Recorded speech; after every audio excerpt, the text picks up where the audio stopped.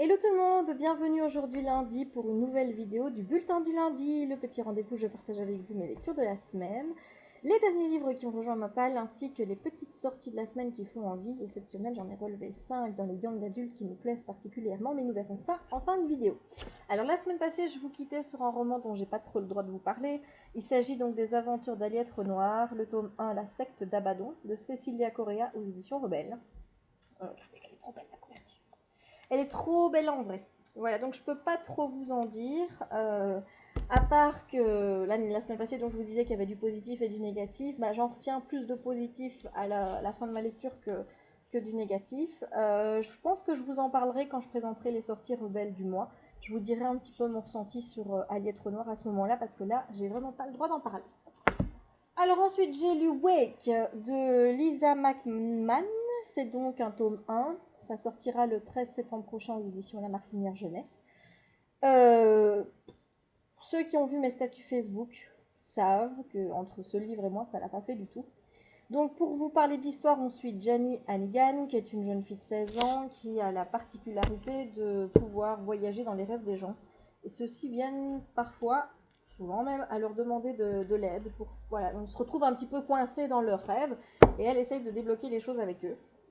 Et en fait, sa particularité, c'est qu'elle s'endort là où il y a des gens qui dorment. Donc, ce qui fait qu'elle, si elle est en voiture et qu'elle passe devant une chambre dans une maison avec une fenêtre ouverte, eh bien, elle va se laisser aspirer dans le rêve de la personne qui est en train de dormir. Donc, ce qui peut être très gênant quand on est au volant de la voiture, n'est-ce pas? Voilà, donc ça c'est le pitch global, je vous en dirai pas plus. J'ai pas vraiment aimé l'histoire. Je trouve que c'est jeunesse de chez jeunesse, de chez jeunesse, de chez jeunesse. Enfin, je pourrais ajouter 10 000 fois jeunesse derrière. Voilà. Il y a des bouquins jeunesse qui arrivent à me captiver. Mais alors là, quand l'écriture est niaise, quand l'histoire n'est pas, absolument pas développée, qu'on passe du coq à l'âne, qu'on vous explique pas tout, voilà. En plus de ça, quand il y a des événements qui se passent, vous le demandez si comment dire, l'auteur, elle n'a pas rêvé qu'une situation comme ça puisse ne serait-ce que se dérouler dans la vie de tous les jours, tellement ça paraît improbable et impossible. Vous vous dites, mais t'as fumé, ma fille, c'est pas possible autrement. Sans compter que le personnage de Gianni, impossible pour moi de m'y attacher. Enfin voilà, la narration est à la troisième personne. Euh, ouais, impossible pour moi de vous dire que je me suis attachée à Gianni. J'ai rien ressenti du tout par rapport à l'héroïne, ça m'est coulé, mais dessus. Voilà, ça rentre par là, c'est sorti direct par là.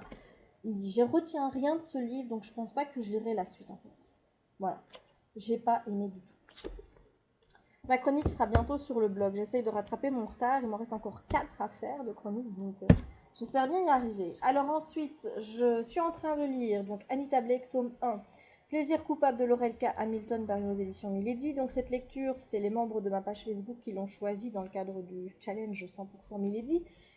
Et je suis au regret de vous annoncer que ce n'est pas du tout la bonne saga Beat auquel je m'attendais. Voilà. Donc, je ne vais pas vous parler trop non plus d'Anita Blake. Donc, c'est une chasseuse. Non, c'est pas une chasseuse, c'est une tueuse de vampires, un peu comme Buffy.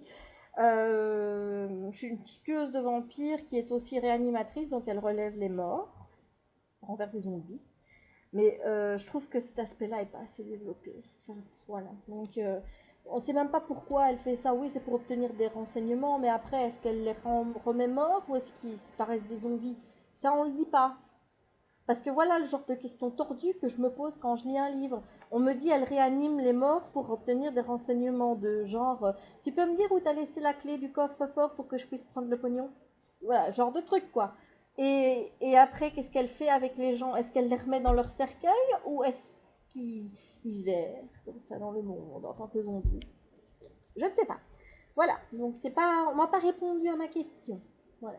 Donc, dans le bouquin, ici, dans le premier tome, elle est engagée contre son gré par des vampires pour résoudre une enquête liée à des meurtres de vampires très puissants. Et c'est la maître des vampires qui l'a engagée. Alors, il y a quand même des petites choses que j'aime bien. Le fait qu'on mêle le judiciaire à ça, aux vampires, ça m'a plu. Le fait de savoir qu'il y a eu un procès, par exemple, qui a fait précédent pour savoir quelle était la définition de la vie, est-ce qu'on peut vraiment considérer qu'un vampire soit mort, et de fait, la définition de la vie a changé, que les vampires maintenant sont acceptés dans la société, le fait qu'il faut délivrer un permis de tuer pour des vampires, bah, ça c'est des éléments que je kiffe à mort. Voilà, tu chasses le naturel, il revient au galop, hein. Des formations professionnelles, allô bonjour, voilà, donc j'adore tout ça. Maintenant je trouve que c'est pas assez exploité dans le roman. Je dis ouais, il faut des permis de tuer pour des vampires, mais quid des vampires qui tuent des humains? Est-ce qu'ils les tuent encore? Parce que bon, comment ils s'en servent, j'estime, on serait un peu redevenu à l'esclavage, quoi, juste un peu. Maintenant on va dire ouais, mais ils sont consentants, mais donc j'arrive pas à accrocher à l'univers. Il y a vraiment, voilà, il y a quelque chose qui se passe pas. Je ne saurais pas vous expliquer quoi, parce que j'ai déjà vu des univers beaucoup plus complexes que celui-ci, comme celui de Kate Daniels, où je trouvais que c'était très compliqué, mais au final j'arrivais quand même à m'immerger dedans.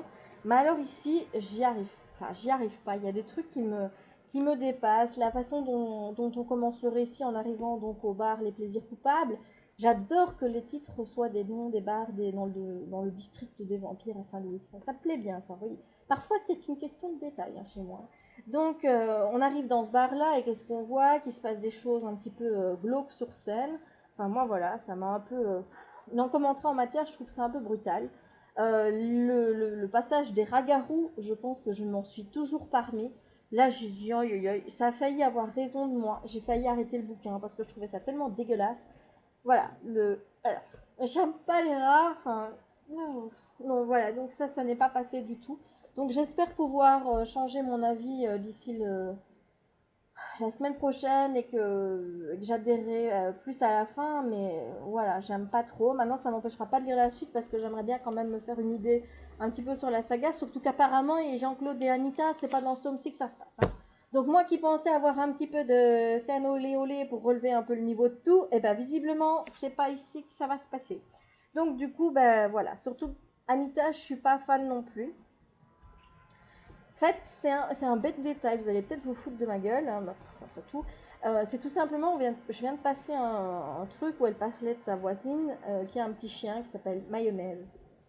Je vous dis qu'il faut déjà être fort pour appeler son chien Mayonnaise. Déjà, il y a trop de syllabes. On dit toujours qu'il faut toujours prendre 2 syllabes pour les chiens. Genre maillot, voilà. Mais mayonnaise, c'est trop long. Mayonnaise, reviens ici. Enfin, vous voyez, c'est trop long pour les chiens.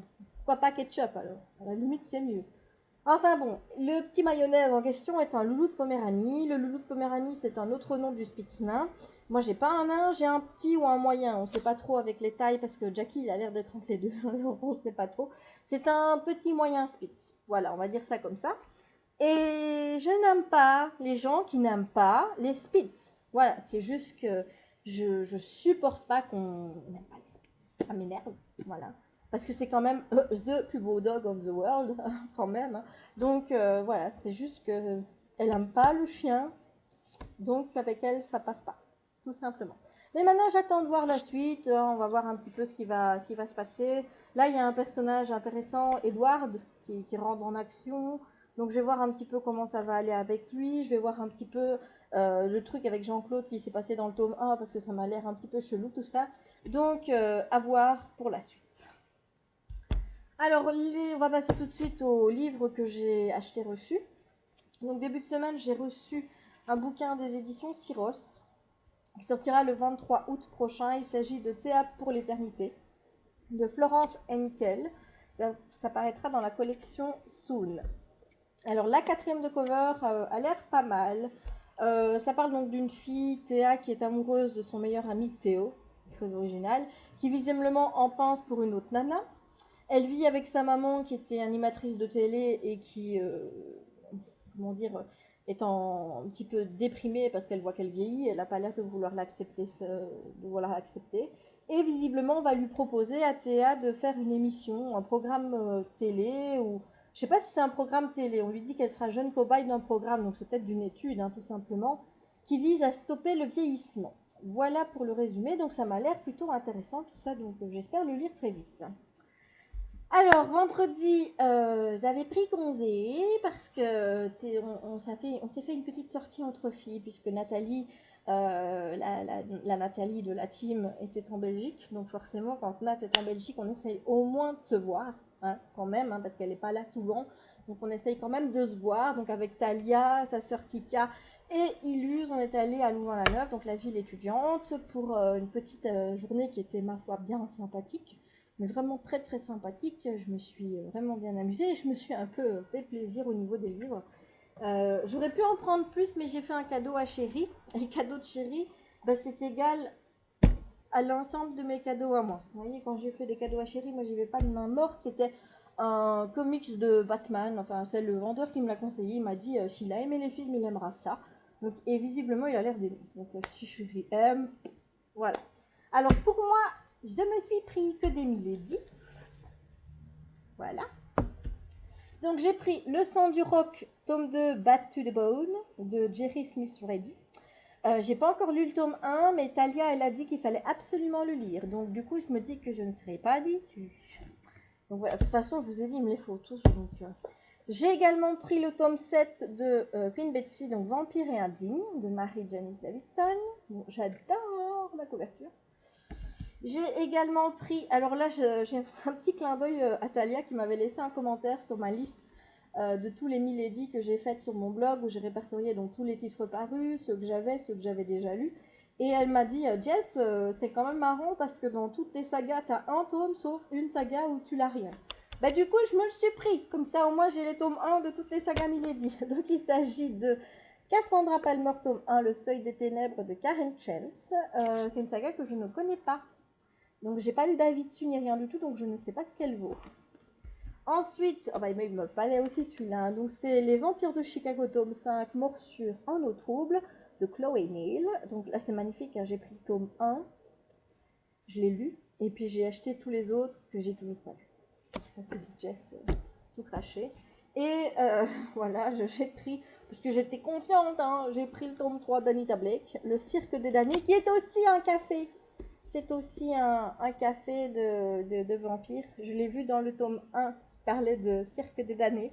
Voilà, donc j'espère vraiment que ça va plus me botter la suite parce que voilà, j'ai déjà jusqu'au tome 3. Mais je vous dis, j'aimerais bien vraiment lire toutes les sagas Milady au bout. Comme ça, je deviendrai une as de la bitite et quand on me dira « T'as lu ça ?» je dirai « Ouais, je l'ai lu ». Et comme ça, je pourrais dire en toute connaissance de cause « Ouais, j'ai aimé, non, j'ai pas aimé ». Donc voilà, donc c'est pas non plus mauvais, hein, c'est pas ce que je dis, hein, je le lis bien, mais c'est pas non plus la meilleure saga Bitted que j'ai lue. Et voilà, donc ça c'est tout pour mes achats de la semaine. Maintenant je vais vous parler des sorties de la semaine qui font envie. Il y en a 5. Alors, premièrement, alors celle-là je l'attends de pied ferme. Il s'agit donc de The Lying Game tome 2, Ne jamais dire jamais de Sarah Shepard.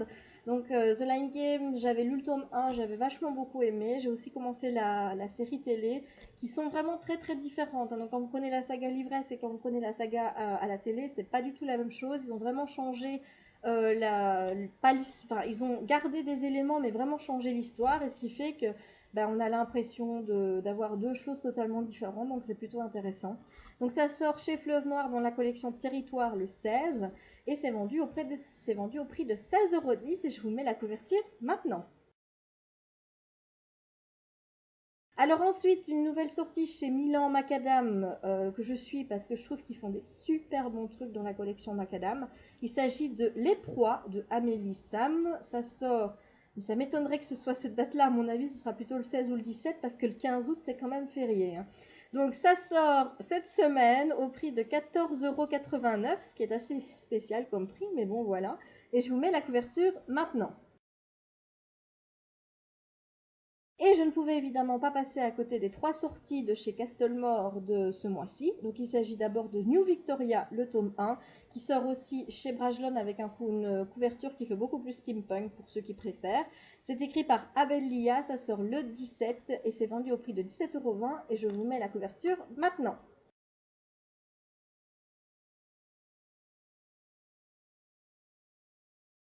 Ensuite, le tome 2 de Personal Demons, Péché originel de Lisa Desrochers, ça sort aussi le 17 au prix de 15,20 €. Donc une sortie que j'attends parce que voilà, j'avais moyennement aimé le tome 1, mais je suis curieuse de voir la suite. Donc je l'attends de pied ferme et je vous montre la couverture maintenant. Et la dernière petite sortie que j'ai repérée, c'est évidemment une saga que j'aime beaucoup, le tome 1 qui fut un gros coup de cœur l'année passée, donc j'attends ce tome 2 de pied ferme.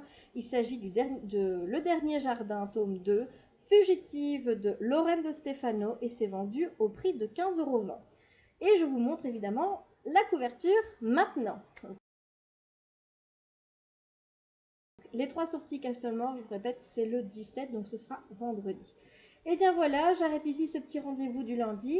J'espère qu'il vous aura plu et je vous donne rendez-vous la semaine prochaine pour une nouvelle vidéo. Ciao!